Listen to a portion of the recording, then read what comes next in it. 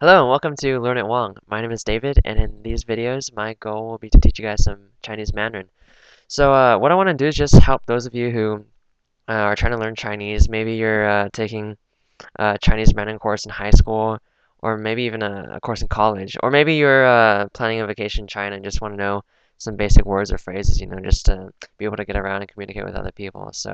Or maybe you're just learning it for fun, you never know when you'll be able to use Chinese. So either way, I hope these videos will help you. And another thing is I've been watching these videos on Khan Academy, Khan. They're made by this guy named Sal Khan. I feel like I actually say Mr. Sal Khan, but yeah, Sal Sal.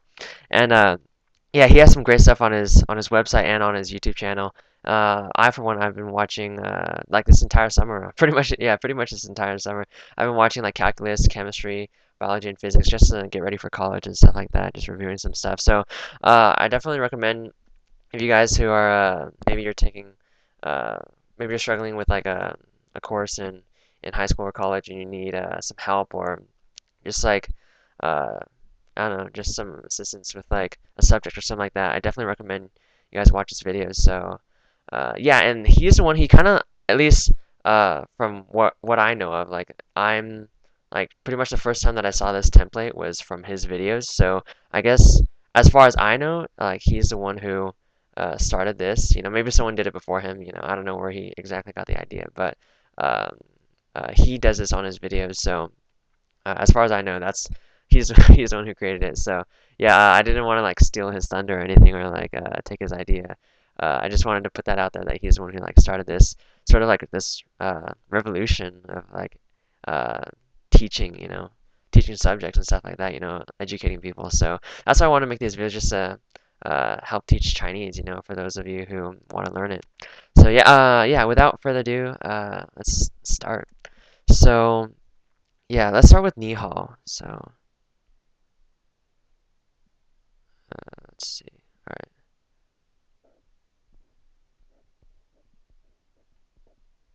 ni ni hao. And this is hi for those of you who don't know. It's hi or how are you?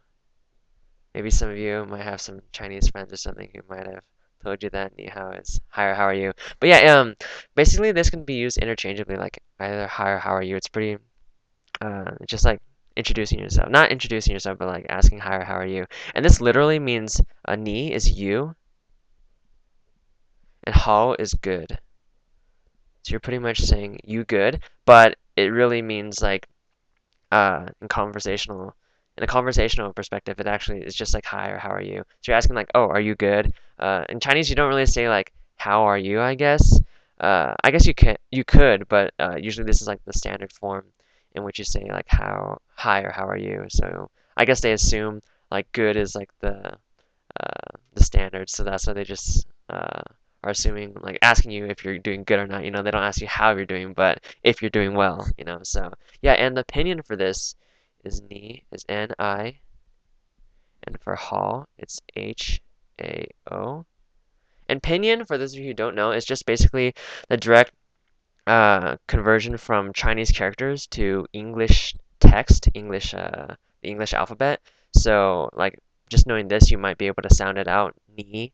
So, but for me, I guess like ni doesn't really, it's not that intuitive. Like ni for me probably would sound like ne rather than ni. So like when I like to think of it like nee or knee, like your knee, that makes more sense to me and like helps me sound it out better. I mean, for those of you who want to actually get the real pronunciation, but pinyin is a standard. So if you were to type this like using a keyboard or something like that, when you type in ni, that's how it would this character might come out. So that's just a standard. And these downward arrows are just pronunciation symbols. So they just let you know like the tone. They're basically pronunciation tones because in Chinese there's four tones. There's like a flat tone. This is a downward up tone, and there's also up tone and down tone. So there's four, and this is like how you would pronounce this is like ni. You go like down up. Like when I say it's kind of like a curve. Like in the beginning I go down, and then after like near the end I go up a little bit. It's like ni and hao. Whereas if it's like a flat tone, you'll see later, but like flat tone for this, if it was ni for the same spelling, it'd be like ni and it's kind of like, monotone. So that's like the difference in the pronunciation tones. Yeah, so I guess yeah, I'll show you guys the stroke order. So the stroke order is just basically the order in which these pretty much dashes and random lines are written to make this word. So you start with the diagonal, okay, and then second, the diagonal and the vertical. Third, diagonal, vertical, and another diagonal.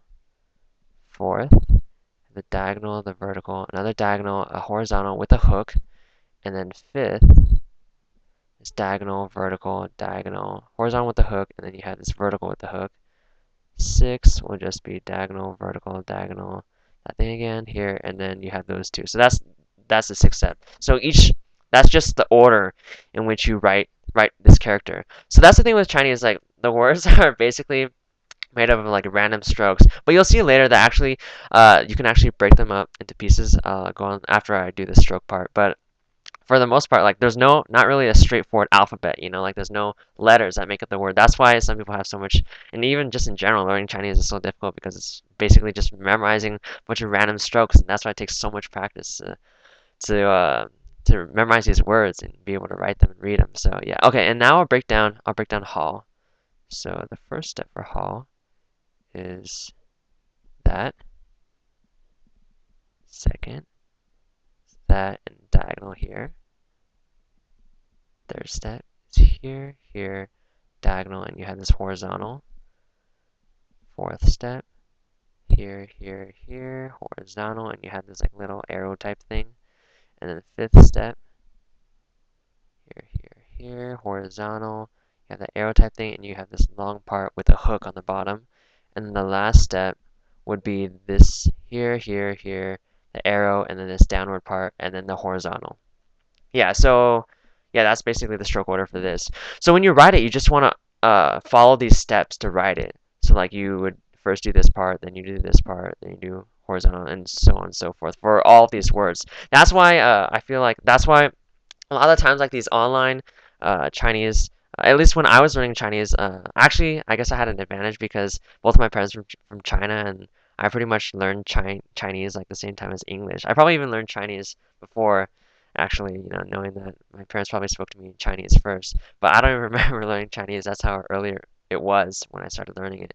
But I never learned how to read and write Chinese until probably when I was like 15. So probably like about 4 years ago. Yeah, that's when I started actually learning and going online and looking at some references and stuff like that. But a lot of the websites that I saw, they didn't actually teach you the stroke order. And that's why in these videos, I want to really help you guys out by telling you the stroke order. Like not just saying, oh, this is ni, and then just write it. Because there's actually a specific way to write it. So, if you were to just go about like doing this part first and doing these, like, I don't know, when you write it, it might look a little odd, like going down from up. There's actually a specific order in which you're supposed to write it, and everybody follows those. There's a set of rules. So yeah, that's why I just wanted to cover that. That way you guys can practice it the right way, and just that way you can actually practice writing it, not just memorizing the character. So okay, so next I'll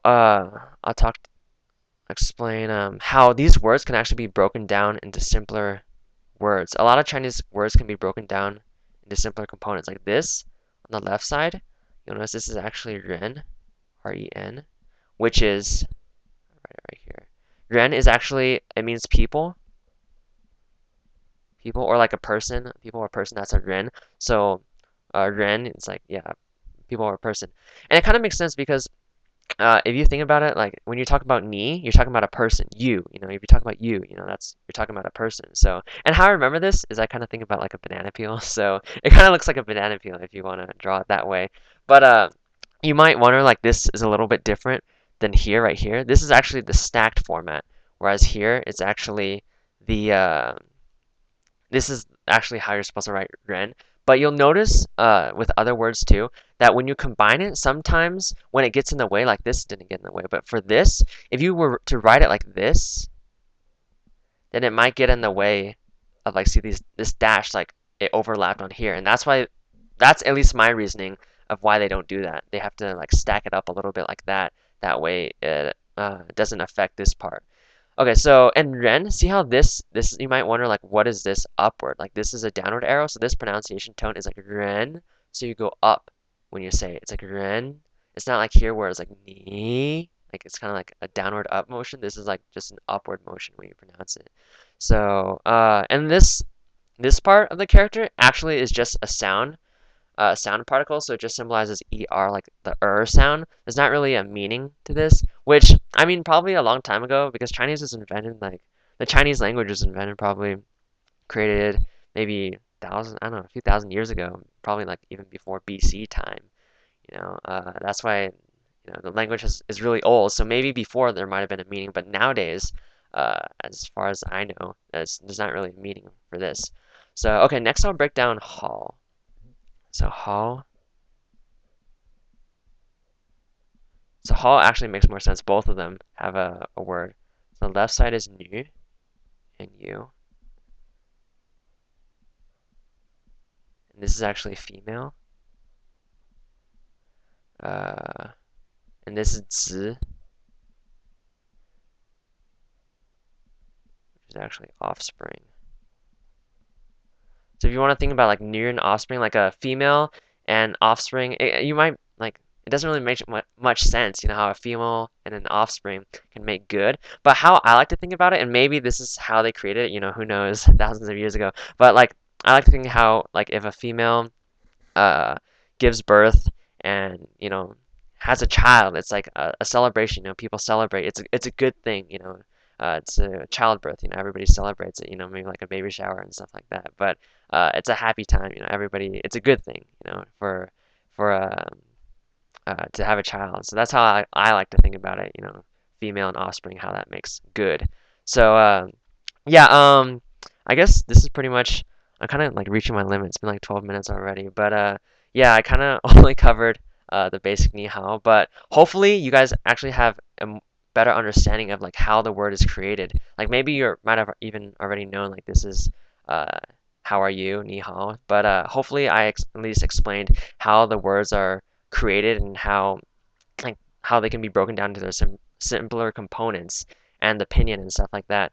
But maybe I'll create some more videos in the future, like directly, specifically focusing on the pinyin or focusing on the stroke order and stuff like that, and talking about like different rules. But for now, this is like all I really wanted to cover. I mean, I'm running out of time, but yeah. And for the stroke order, I'll make note of this. The stroke order basically goes left to right and up to down. So you want to take like for this, you want to cover the left side first. So the whole left side, but you're going up to down, and then you do the right side, the same thing. Then you do the right side, but it's also up to down. Like you wouldn't do the whole top part first and then do the bottom. That's just the rules in which they do it. So you do the left side, and then you do the right side. But while you do the left side, you do from top to bottom. Same with when you do the right side.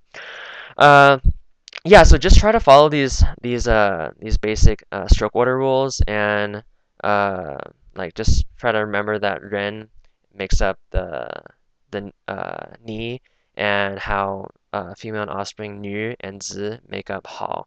And yeah, what I would recommend for when you guys practice it is just um, focus just like write this together. Write ni hao like maybe 10 times in a row. Don't just write ni like in one line and hao in one line. Write it together. That way, in case you forget, like you're forgetting like hao, it'll be easier to memorize because you'll be used to writing ni and hao together. So it won't be that hard. Like you won't treat them as separate words. And then once you get used to it, then you'll be able to combine them and stuff like that.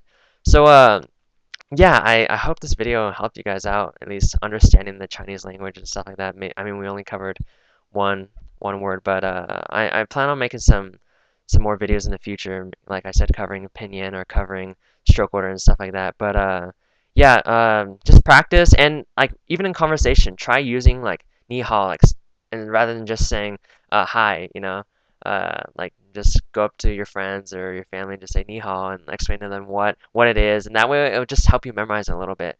And yeah, I'll definitely try working on some new some other videos and see if I can post them up and stuff like that. So I hope this helped you guys. I'll definitely try to make some more videos. So yeah, keep on practicing, and yeah, see you guys next time. All right, bye.